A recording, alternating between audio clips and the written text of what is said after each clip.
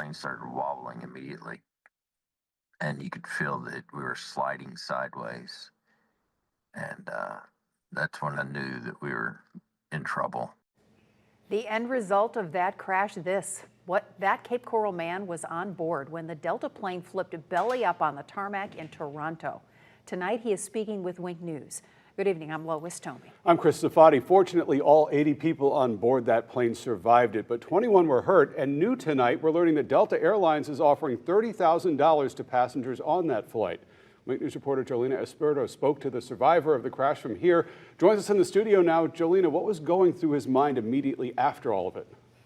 Chris, Nate Ritchie told me he thought he was going to die. The plane started shaking when it hit the runway and flipped over and then went into flames. He told me the first thing he did, call his wife.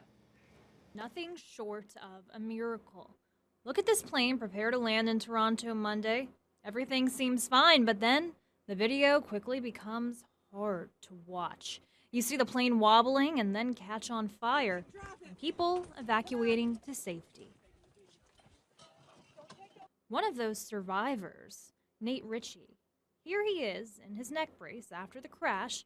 He's from Cape Coral, of all places. At that point, I really didn't think we were going to survive because you could smell the jet fuel, you could see it running down the windows, you could see it pulling up, and you're your mind's just going to your family, and I see my wife, my kids. Rachel Vaughn, his wife, is waiting for him in Cape Coral now.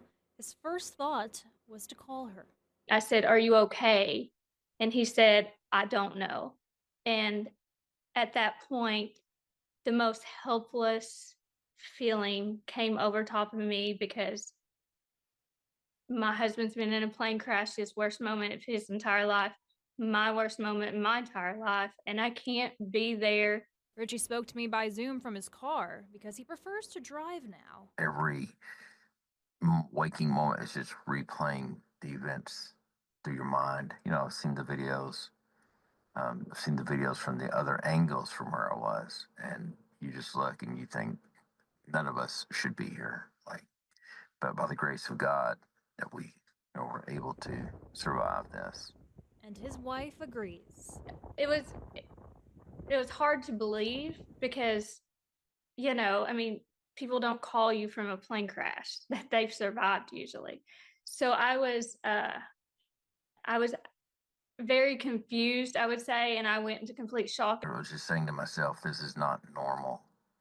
And I just repeated it several times. I've replayed that in my mind many times over. And I think I was telling myself it's not normal to be in a plane crash.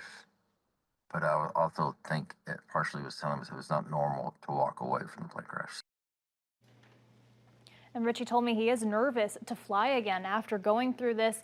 But he told me wearing his seatbelt and the team effort by both the passengers and the flight staff put in to help everyone make it out okay, that meant everything that day. And he said he can't wait to see his wife and his kids in Cape Coral at the end of his road trip. Back to you.